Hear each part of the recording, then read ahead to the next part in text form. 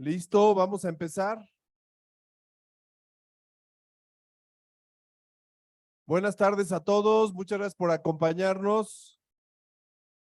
Buenas tardes, muchas gracias a las profesoras, a Liz, a Marcela, a Ángeles, a Abraham Patiño. Ya no debe de tardar en llegar la doctora Claudia Elisa. Bueno, vamos a empezar. Claudia Elisa. Bueno, vamos a empezar porque solo tenemos 45 minutos, ¿sale? Nos da mucho gusto recibirlos, jóvenes y jóvenes, a esta actividad académica en nombre del Departamento de Comunicación, a nombre de la carrera de Comunicación, a nombre del área académica de cartografías de la comunicación. Vamos a llevar a cabo esta conferencia con Edwin Moreno. Les pido un fuerte aplauso para Edwin, nuestro invitado, por favor.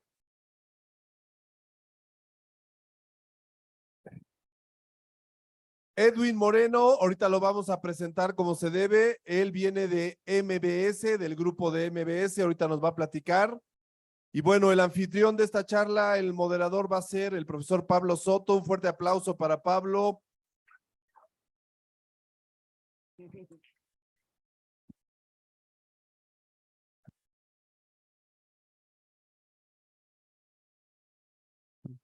Sí. Bueno, el día de hoy me toca a mí presentar a nuestro gran invitado.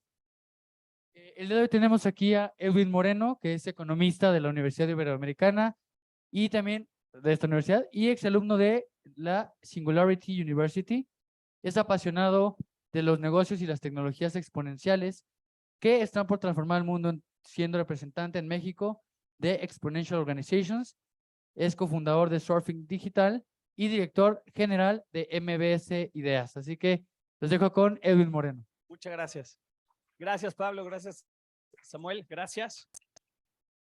Perfecto. Bueno, les cuento un poco de mi historia. Yo estuve hace unos años como ustedes. Yo fui alumno aquí en la Ibero. Yo estudié economía y les confieso que era muy mal alumno. Me chocaba la escuela. Me costaba mucho trabajo estar sentado más de 20 minutos escuchando a alguien. Entonces voy a tratar de hacerlo lo más ameno y tranquilo hoy posible. Sé que puede ser algo complicado escuchar por mucho tiempo a alguien si es aburrido. Estudié economía y algo que me pasó después de haber estudiado economía es que yo trabajaba por una empresa de calzado, Flexi, llevaba la parte de ventas con clientes como Sears, Price Shoes, y un par de amigos les fue muy bien haciendo negocios digitales y me invitaron a trabajar con ellos 6 meses y después para empezar a hacer negocios. Entonces de ahí empecé a tomar varios cursos en Silicon Valley, empecé a entender, bueno, ¿qué es esto de negocios digitales? Y me di cuenta que era mucho más que solo vender por internet, que era como una revolución que venía. Entonces empecé a ir a Silicon Valley, conocí Google, Facebook, Twitter, Stanford y bueno, varios startups más por allá. Y fui a dar una universidad en la NASA que me voló la cabeza. Era una universidad donde se estudia una cuestión muy peculiar, que es el crecimiento exponencial de la tecnología o de varias tecnologías. Entonces me fui para allá y bueno, de ahí he hecho varios emprendimientos y varias cosas.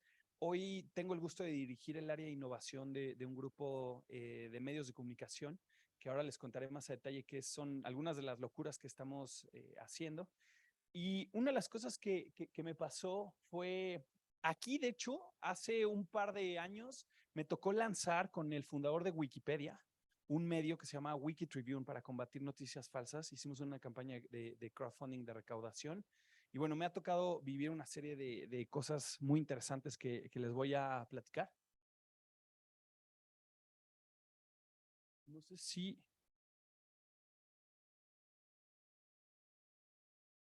No, como que el clicker, perdón.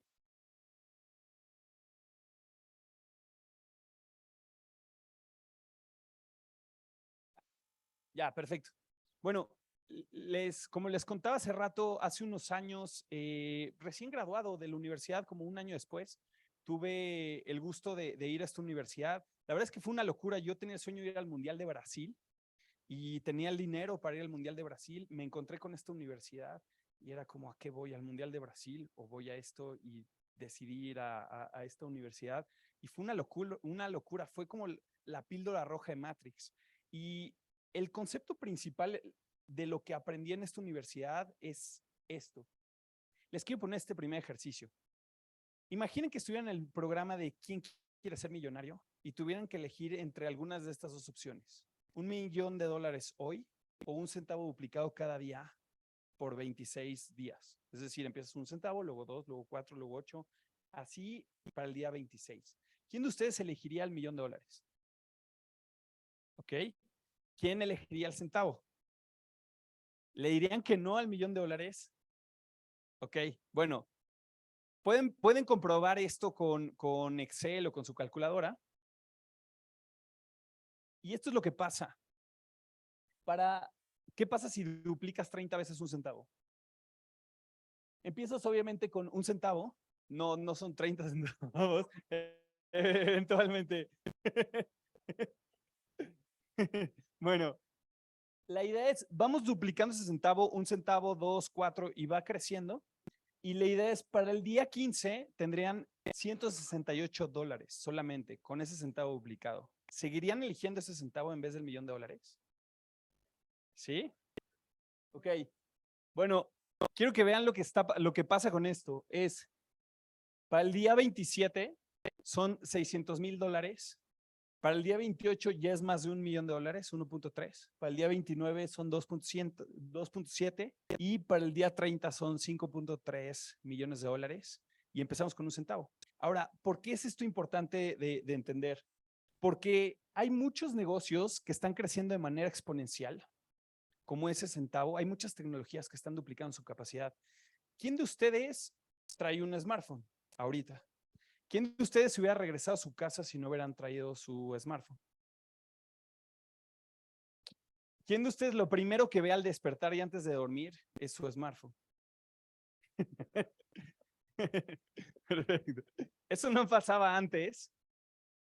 Y el tema es que estas computadoras, su smartphone, antes todo un edificio que era parte del gobierno de Estados Unidos era una computadora. Como fue creciendo como este centavo, el doble del doble, después esa computadora se convirtió a lo equivalente a un refrigerador.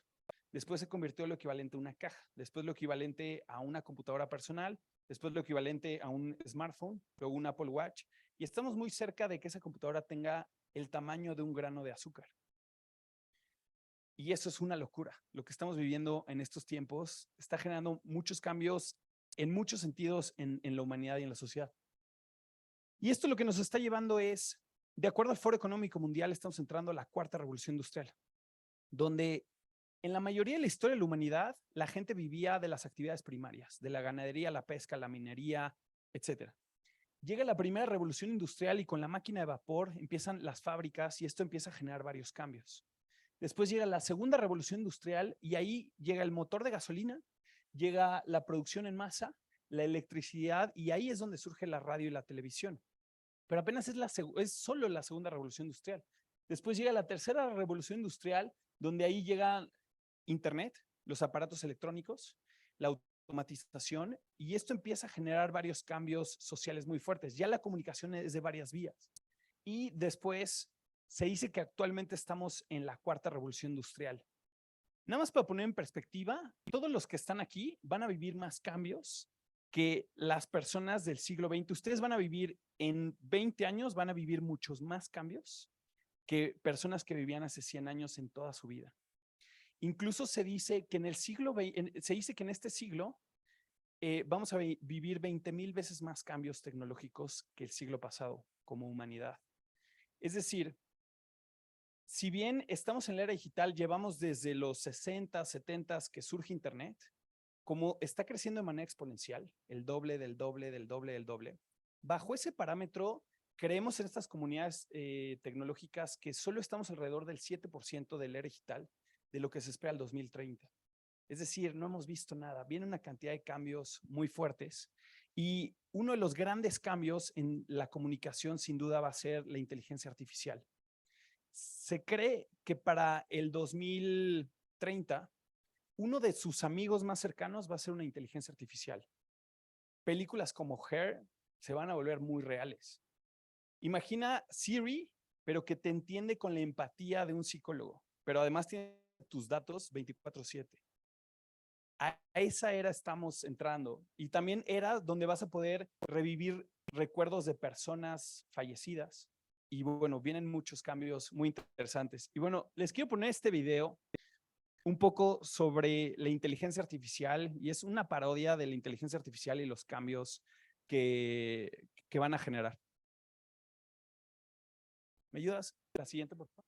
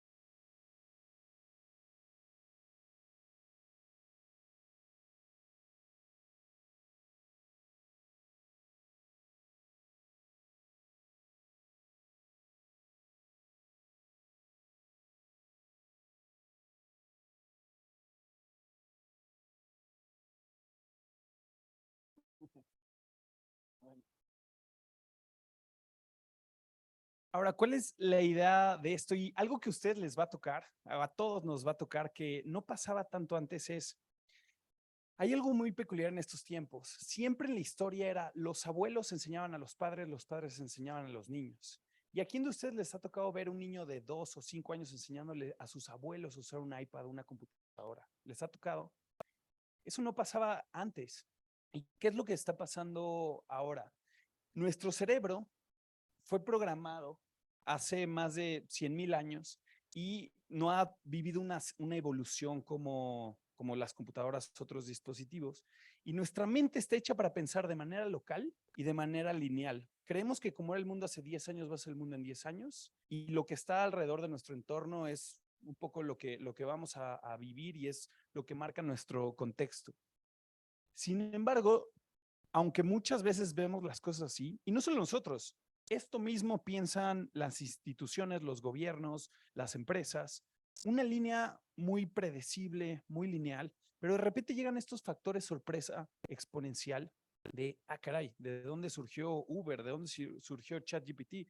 ¿De dónde surge YouTube? ¿De dónde surge WhatsApp? O muchas otras tecnologías que las empresas convencionales ven de dónde surgió esto que está rompiendo nuestro modelo. Y eso genera un factor sorpresa que hace que nos vamos a tener que reinventar una y otra vez. Decía Alvin Toffler, el mejor futurista de los 70s, el analfabeta del siglo XXI no será aquel que no sepa leer y escribir, sino aquel que no sepa aprender, desaprender y volver a aprender.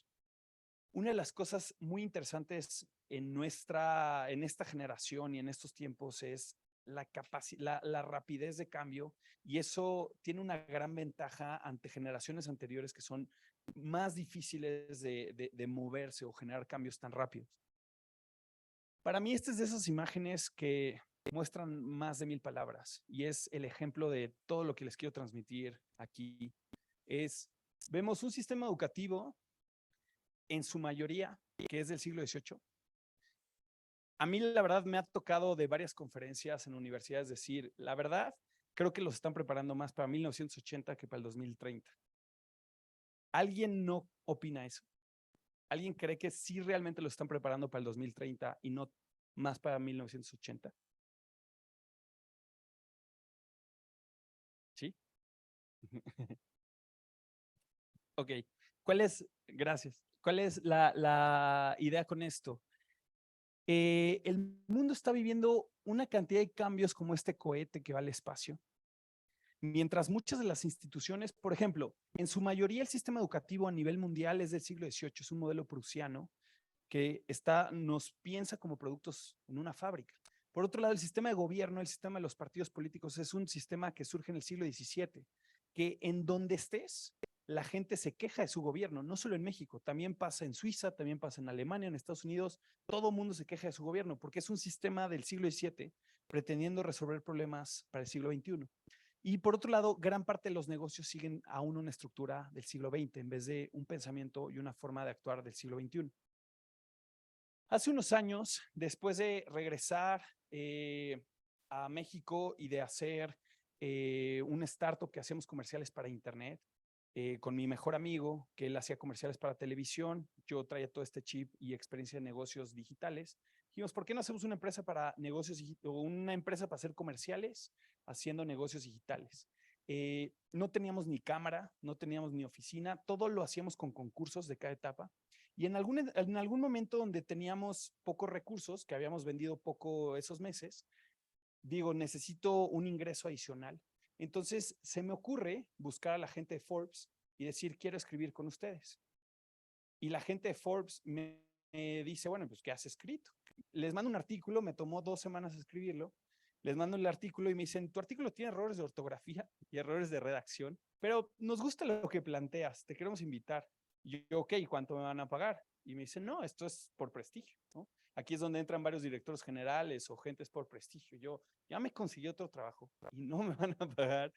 Bueno, pero estaba muy obsesionado con todos estos temas tecnológicos. Entonces dije, de escribir esto y que se quede ahí en mi computadora, a poderlo compartir en un medio como Forbes, dije, ok, entonces empecé a escribir. En realidad nunca tuve una clase de escritura, nunca tuve una clase, yo no tuve formación como ustedes de comunicación, yo estudié economía, entonces tenía otro tipo de formación, pero empecé a escribir para Forbes sobre esta nueva forma de pensar y el cambio en la sociedad.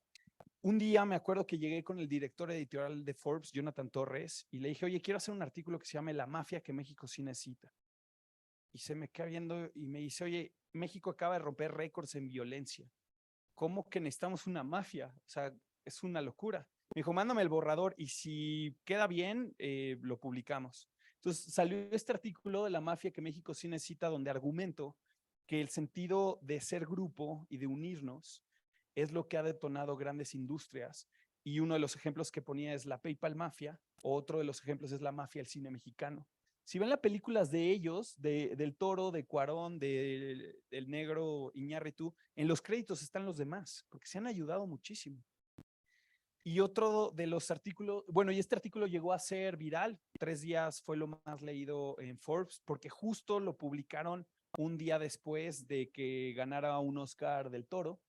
Y después tuve el gusto también de escribir este artículo que es una escuela gratuita, sin profesores, sin libros, sin materias, que está graduando de los mejores programadores del mundo, que está en París. ¿Sí? Es una mafia, porque la palabra mafia en realidad en la etimología significa orden. Y mafia implica este concepto. Lo hicieron en Estados Unidos, le pusieron el título de PayPal Mafia a un grupo que crearon PayPal y después lo vendieron y entre ellos empezaron a ayudar. Entonces, es más como este sentido de grupos que se ayudan. La PayPal Mafia, por ejemplo, 3 de ellos formaron YouTube. Uno de ellos es Elon Musk, uno de ellos invirtió en Facebook, otro de ellos hizo LinkedIn, entre varias otras tecnologías. Entonces, es cuando vemos uno de estos grupos que destacan mucho, muchas veces es porque hubo varios que se ayudaron y eso genera este efecto como de la solidaridad tipo de una mafia. Entonces, yo lo planteaba aquí como, ok, Confucio, la frase de Confucio de no condenes la oscuridad, mejor enciende una luz. Entonces no toco nada de narcotráfico, de la mafia, del poder, del gobierno o algo, sino más bien, ¿qué tal si le cambiamos el término a algo positivo y hablar de los conceptos de solidaridad en México como el temblor o ciertos momentos donde la gente no solo ha pensado en sí, sino ha ayudado a los demás y eso termina ayudando a todos? ¿Sí? Otro artículo fue este que les digo, Ecole 42, una escuela sin profesores, sin libros, sin materias, que está graduando a los mejores programadores del mundo. Con este artículo gané un premio en el 2017 por gusto, por alguna razón, a la audiencia, porque era un concepto revolucionario y creo que es un modelo de cómo debería ser el futuro realmente de la educación, una educación que nos haga autodidactas y tener mucha hambre para aprender y hacer cosas. Y bueno, esto me llevó después a hacer un movimiento que llamé Surfing Digital, con esta filosofía de no puedes frenar una ola, pero puedes aprender a surfear. Entonces estuve durante un tiempo enfocado a esto. Hice un par de eventos en el Senado de la República, publiqué varias notas en distintos medios, también en Entrepreneur, estuve en tele, radio, etcétera, y estuve colaborando con algunos gobiernos. Y bueno, esto es un poco de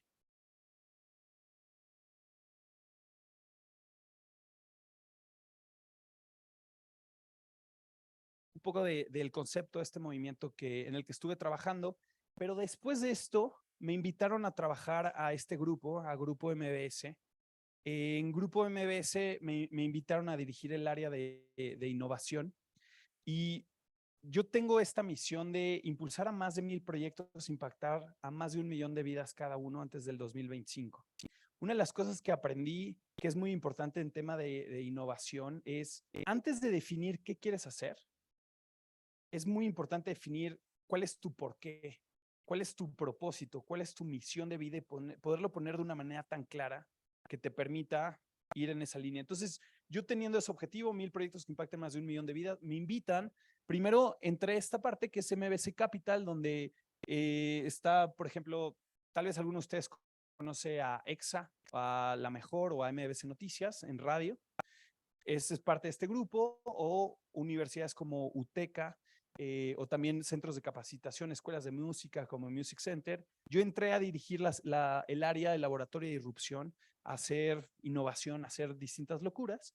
Y recientemente he estado también colaborando con el grupo en la parte de restaurantes y en la parte de televisión de todo este grupo. Y un poco la analogía con esto es MBS es como un Fórmula 1, pero tenemos que hacer un cohete al espacio, porque los nuevos tiempos nos piden una cantidad de cambios enormes y justo es la idea lograr hacer proyectos internos y externos para detonar innovación bastante fuerte. Un favor.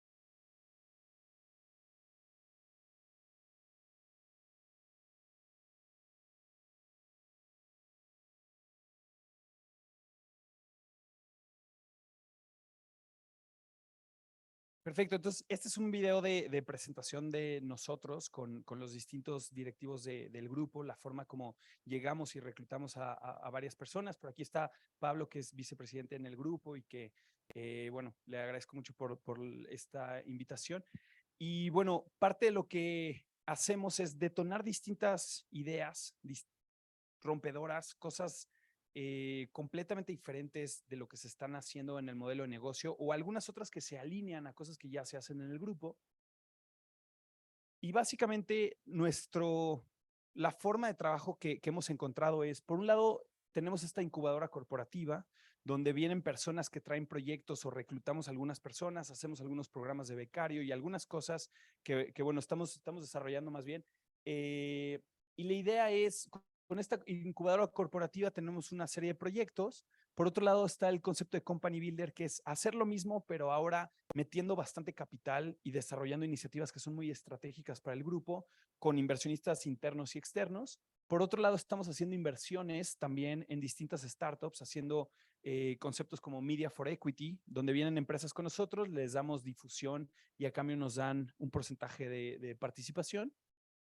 Y parte de lo que hacemos es, hay esto que se llama la curva S de la innovación, donde básicamente es, al principio cualquier proyecto nuevo siempre trae el concepto de gasta dinero, hasta que llega un punto que ya encuentra el modelo de negocio, empieza a dar dinero, empieza a ser rentable, pero llega un punto que esa tecnología se agota. Y entonces es el momento de ir a la siguiente curva S de la innovación, agarrar el dinero que te da aquí para invertir a lo demás.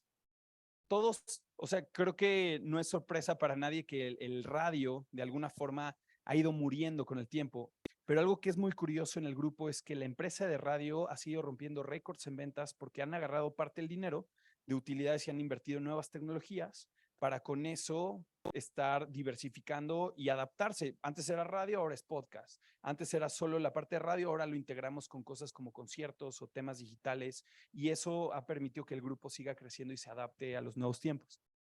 Y lo que estamos haciendo es seguir la fórmula de empresas como Google, de empresas como Facebook, que lo que hacen es, tienen muy claro un objetivo, como organizar la información del mundo y generan un ecosistema de empresas que colaboran y se ayudan unas con otras buscando distintas misiones para lograr este objetivo.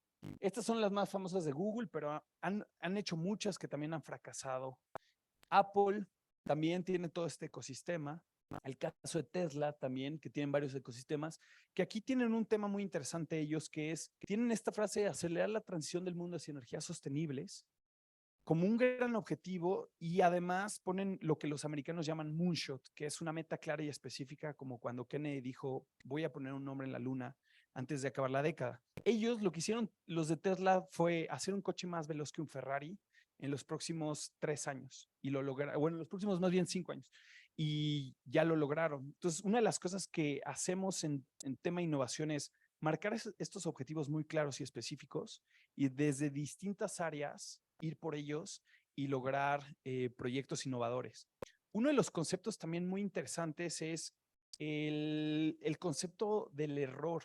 Una de las cosas que pasa y que para mí es como uno de los, cierto punto como creo que es de las cosas que tiene que adaptarse la educación y incluso las empresas, es el concepto que tienen del error. Si tú no te equivocas, pues no haces cosas nuevas. Entonces, al final, la innovación es una matemática, que es cuántos experimentos haces cada día, cada semana, cada mes, cada año. Y en base a esa cantidad de experimentos vas a tener más o menos innovación, sabiendo que mucho de eso va a fracasar. Pero si apenas haces un intento, fracasas y te regañan o te dicen, no, esto está mal, entonces ya no vas a intentar nada nuevo. Y ese es uno de los conceptos clave de la innovación, ver al error como algo bueno, algo como parte de un proceso, pero siempre y cuando el error sea rápido y barato, que es una de las ventajas del mundo digital. Hoy puedes probar un nuevo proyecto haciendo una página web, haciendo un Canva, haciendo un proyecto, saliendo y probando con clientes. Si no funciona, ahí lo dejas. Si funciona, le vas invirtiendo y lo vas creciendo y se va escalando. Entonces, nosotros lo que hacemos, esto es más de mi carrera de economía, pero un poco la idea es, en los proyectos nuevos de innovación, siempre hay este concepto de, al principio hay que invertir, después empieza a dar dinero, se vuelve, si la empresa es buena, la startup, le invierten la serie A, B, C, y si va muy bien, pues llega hasta la bolsa de valores. Ahora, invertir aquí es más barato, pero más riesgoso. Invertir aquí es mucho más seguro, pero también mucho más caro. Entonces, nosotros jugamos en varias de las etapas, dependiendo la estrategia para el grupo. Y parte de la metodología que seguimos y que nosotros estamos adecuando para nosotros es esto. Nosotros, toda nuestra tesis para ayudar a innovar en este grupo mediático nos basamos mucho en principios de Singularity University, es decir, entender qué está pasando con las últimas tecnologías a nivel mundial. Ponemos a todos los equipos a investigar qué está pasando con impresoras 3D, qué está pasando con videojuegos, qué está pasando, obviamente, con redes sociales, con internet, qué está pasando con inteligencia artificial, entre otras tecnologías, lo que con eso les permite generar proyectos innovadores. Entonces, de ahí, una vez que se entiende esta parte, lo que hacemos es este libro que se llama Organizaciones Exponenciales, del cual soy representante en México. Es un libro que viene de un estudio de 200 unicornios a nivel mundial. ¿Quién de aquí sabe de casualidad qué es un unicornio? ¿Alguno de ustedes ha escuchado ese término? ¿Qué es? Ajá.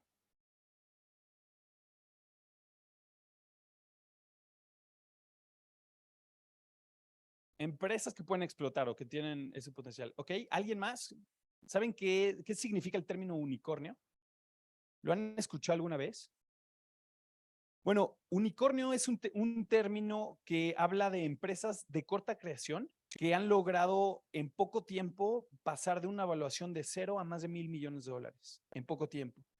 Un unicornio es una empresa como Uber, como en México puede ser como Rappi, como Platzi, como YouTube, como Uber, o bueno, este tipo de empresas que de repente crecieron muy rápido y rompieron la industria.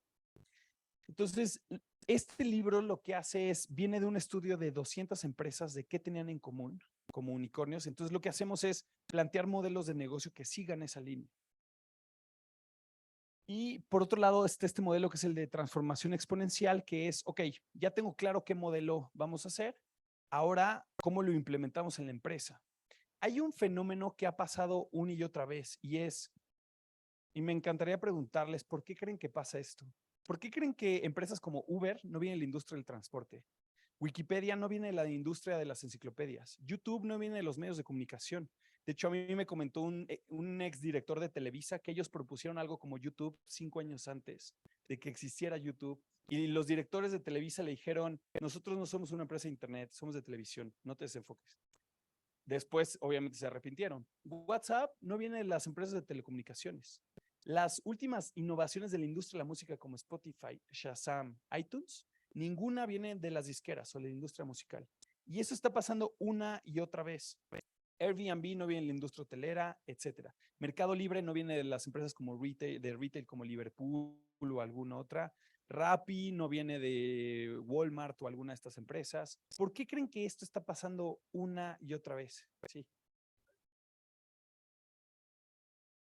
Uh-huh.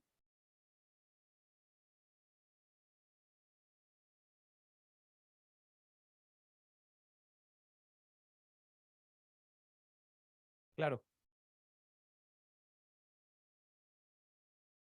exacto. Ver las cosas desde un enfoque distinto, claro.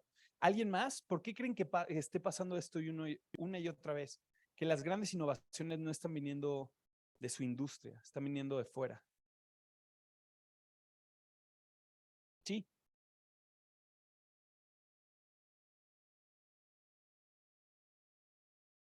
claro.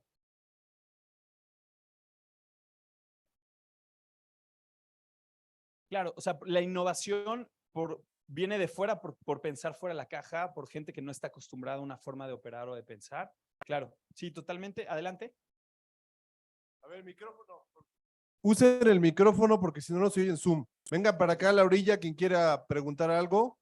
Si no, no se oye en Zoom. Acuérdense que estamos transmitiendo por Facebook y Zoom.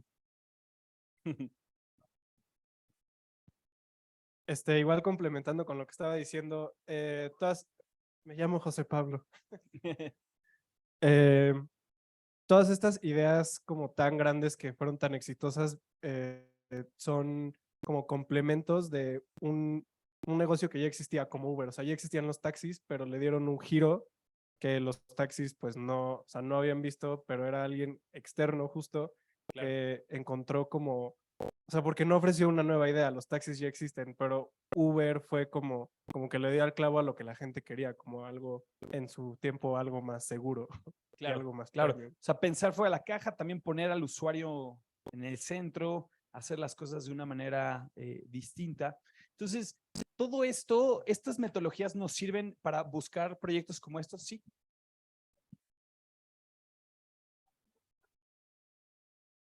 ¿Quién lo quiere? ¿Quién lo necesita? ¿Lo pasas, por favor? Gracias. No, nada más era responder como a lo que preguntaste, que para mí no entran como ninguna de esas categorías porque ellos mismos están como imponiendo una nueva categoría. Claro. Pero rompen con lo establecido y crean algo nuevo, una nueva categoría. Ok, perfecto. Gracias.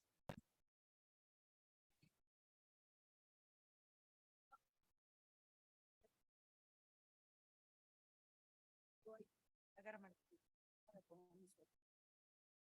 ¿Quién más? Ok, perfecto. Entonces, aquí abajo hay un comentario adicional. Una de las cosas en lo que pasan el micrófono que les cuento es, hace unos años tuve el gusto de colaborar con Jimmy Wales, con el fundador de Wikipedia, para este proyecto que les comento. Y una de las cosas que me tocó ver con el fundador de Wikipedia y que me abrió mucho la mente para entender esto es, le pregunté, ¿cómo surge Wikipedia? El quinto sitio con más tráfico del mundo. ¿Cómo lo hiciste? Y además genera como $70 millones al año de recaudación. Entonces, él me dice que todo surgió con esta frase: imagina un mundo en el que exista una enciclopedia gratuita con todo el conocimiento de la humanidad al alcance de todos. ¿Te gustaría ser parte? Y con eso, con plantear un sueño muy inspirador, mucha gente se sumó. Al principio tenías que saber programar para ser parte de Wikipedia y cada 3 meses duplicaban su tráfico hasta que llegó un punto que él ya no lo podía pagar. Entonces empezó a recaudar y bueno, ha crecido bastante, pero mucho es imaginar un mundo distinto. Sí, adelante. Tengo una duda. Como, o sea, dices, por ejemplo, Spotify no es como oficial en la música o Wikipedia no es oficial como una fuente de información y YouTube no es oficial como un medio de comunicación, pero irónicamente está al revés porque son los sitios más acudidos para eso. Claro. En- No, y no los oficiales, y los oficiales pues nadie los ve o menos gente, entonces ¿por qué Claro. está como al revés? Exacto, exacto. Más que el que sean oficial o no, porque en realidad el que dice que es oficial es el usuario. Entonces, si la gente lo sigue, es que es muy oficial. Entonces entiendo tu punto y sí, sí son muy oficiales. Más bien, la pregunta va desde la línea de por qué no surgieron de las empresas que en teoría tienen más dinero y más experiencia para hacer esas innovaciones. ¿Por qué surgieron de fuera? Exacto, y de una visión distinta, de pensar desde cero y no con lo establecido. Entonces, lo que hemos aprendido es que cuando llegan las, digamos, revoluciones o tecnología muy fuerte, como el caso de Netflix con Blockbuster, en las empresas lo que pasa es que se activa una especie de sistema inmunológico que se resiste al cambio. Y es, oye, si esto me ha funcionado por 30 años o 50 años o tal, no le cambies, no le muevas. Y entonces les da miedo a muchas organizaciones hacer un giro así de drástico. En cambio, de repente estos emprendedores pues crean estas cosas de cero. Muchos fallan, porque también es cierto que muchos lo intentan y la gran mayoría falla, pero con que uno triunfe, cambió la industria. Entonces, lo que hemos estado estudiando y entendiendo es cómo logramos lo mejor de ambos mundos. Lo mejor de un corporativo con la parte innovadora y lograr esta vinculación. Y eso lo que hacemos es vincular emprendedores con directivos de empresas y también hacemos innovación abierta donde dejamos que distintas personas de las empresas propongan ideas que ellos sienten como suyas y entonces las defienden. Y bueno, este es parte como de uno de los procesos que seguimos, que ahorita estamos viviendo. La próxima semana, de hecho, vamos a tener un Demo Day y van a presentar varias iniciativas. Y básicamente, ya una vez que llegan aquí, presentan y son aprobadas por los directores, tenemos toda una serie de metodologías para dar seguimiento a estas iniciativas. ¿Me ayuda? Y bueno, todo esto lo hemos hecho ahora con MBS Exponencial, que es el nombre o la forma para vincular todo esto con las distintas empresas. Y alguno de los ejemplos de iniciativas que hemos lanzado es lanzamos la Academia de Influencers de MBS. Nos dimos cuenta que el empleo número 1 al que aspiran jóvenes y niños es ser influencer, pero para muchos papás es como, eso no es un trabajo, que dedícate a algo serio, tal. Incluso hay una plática de Luisito Comunica de cómo lo buleaban en la escuela sus profesores por ser youtuber. Es impresionante porque es ese rompimiento de no, si no entras en el molde y estás en lo establecido, estás mal. Y si estás en lo nuevo, no es lo, digamos, como correcto. Sin embargo, llega un punto donde se volvió al revés. Ahora pareciera que es más cool ser influencer que estar en medios tradicionales, ¿no? Entonces, estamos creando la Academia Influencers, ya estamos por lanzar la tercera generación y básicamente lo que hacemos es juntamos a chavitos o chavitas que tienen millones de seguidores en alguna cuenta y le enseñan a otros que quieren ser influencers. Y les damos clases de los principales aspectos desde temas de producción, temas de negocios, temas de marketing, relaciones públicas y distintos elementos de cómo volverte influencer. MBS Exponencial, que es como nuestra incubadora interna para todo el grupo, que lo estamos llevando a hacer como un juego con distintos retos y dinámicas para estos proyectos innovadores. Lanzamos Buena Nueva, un proyecto cristiano. Básicamente el concepto de esto es, veíamos que en México hay un grupo alrededor de 14 millones de personas que son cristianos, ya sea católicos o evangélicos o algún otro tipo de grupos, pero el canal cristiano es aburridísimo. Entonces dijimos, ¿qué tal si hubiera algo parecido a MTV, pero cristiano, que sea cool? O sea, que esté divertido, que sea interesante, que sea muy hacia música padre. Hicimos MBS Frequency, que es una forma de rentar espacios en montañas que tenemos, que el grupo tiene, y para poder aprovechar mejor espacios en el Cerro del Chiquihuite o algunas montañas donde el grupo tiene antenas y espacio. Gig, que ahora está cambiando el nombre a Halo, y básicamente lo que estamos haciendo con este startup, que es genial, es ubican Groupon. ¿Alguno de ustedes les tocó Groupon? Bueno, Groupon era una plataforma donde tú te metías y si varias personas conseguían compraban uno de estos cupones, podías lograr, supón que varios de aquí consiguieran un masaje, en vez de que cueste 500 pesos o 1,000 pesos, te costara 50 pesos, pero tendrían que ir 30 de aquí al menos.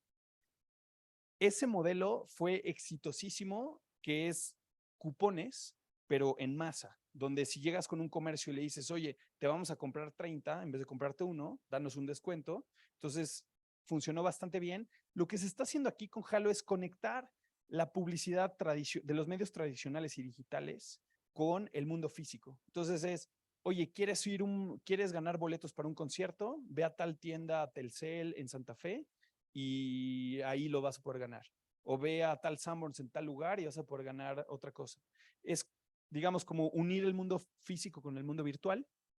Por otro lado, Drive es una startup de estacionamientos en la que tenemos Media for Equity y estamos por lanzar un festival de mascotas de perros. Creemos que hace falta, así como un Vive Latino, debería haber algo parecido, pero para perros, que sea cool y divertido. Estamos muy cerca de concretar esto y de hacerlo. Y bueno, por último, me gustaría hacerles una pregunta a ustedes y dejar esta respuesta. Y les acabo de contar cosas muy en la práctica de qué estamos haciendo en temas de innovación. La verdad es que de lo que les cuento es que hemos probado N mil cosas y seguimos probando muchas cosas muy locas. No puedo contar todo, pero imaginen que estamos probando cosas como qué pasaría si una estación de radio corriera 100% con inteligencia artificial. Ya lo estamos haciendo y está pasando, entre otro tipo de proyectos, otro tipo de cosas muy locas que estamos creando.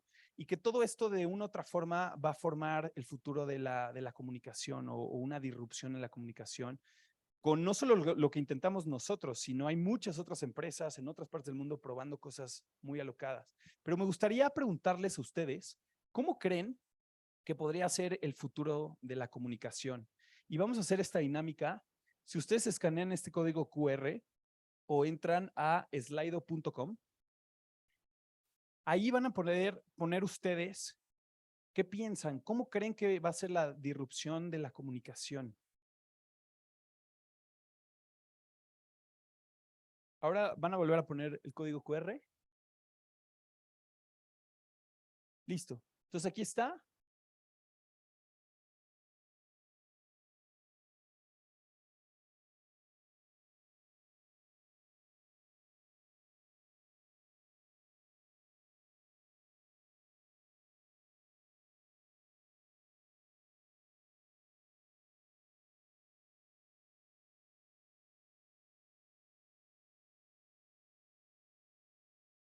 Y en lo que escriben aquí, si me ayudan con el tema del micrófono, ¿qué opinan ustedes? ¿Qué dirían?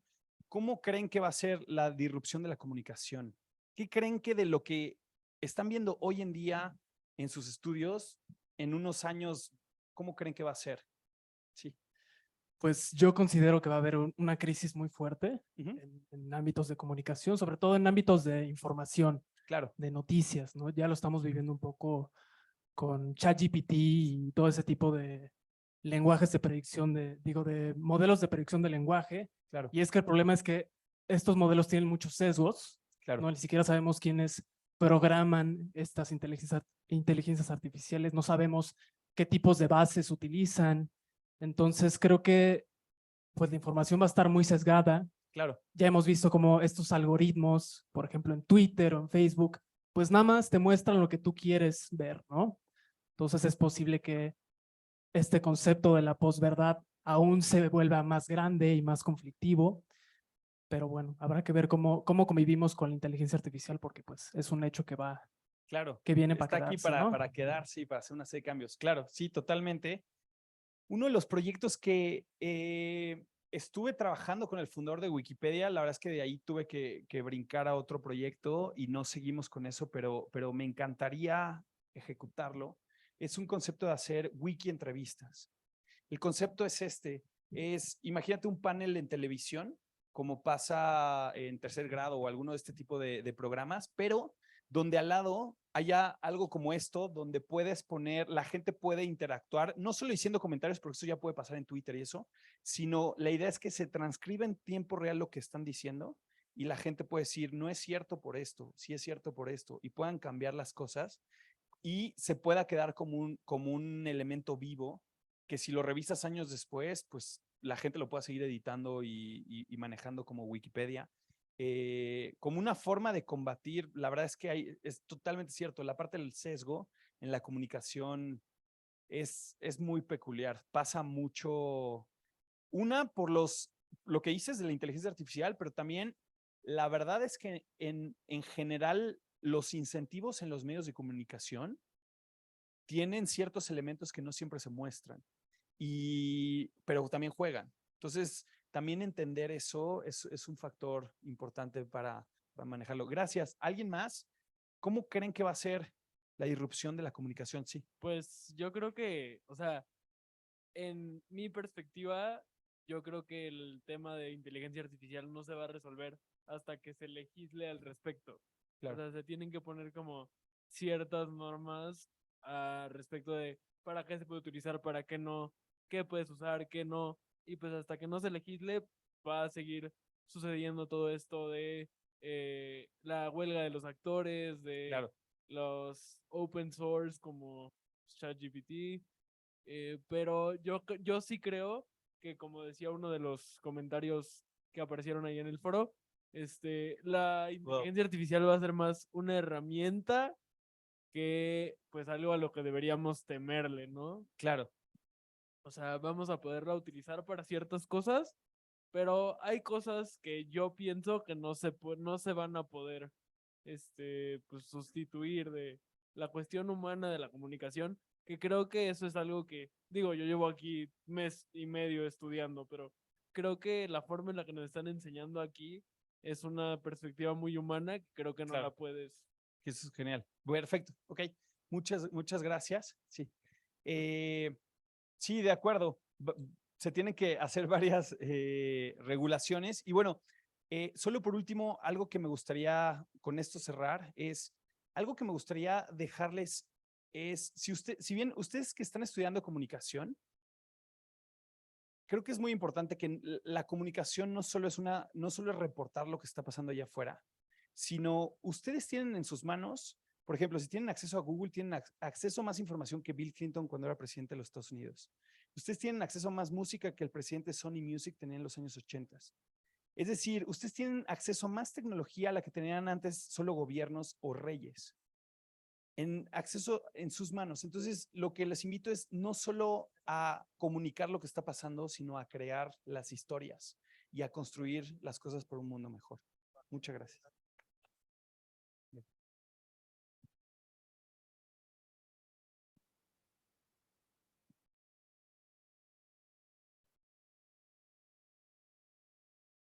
Muchas gracias a Edwin Moreno de MBS, al profesor Pablo Garza, gracias a los profesores, a los estudiantes.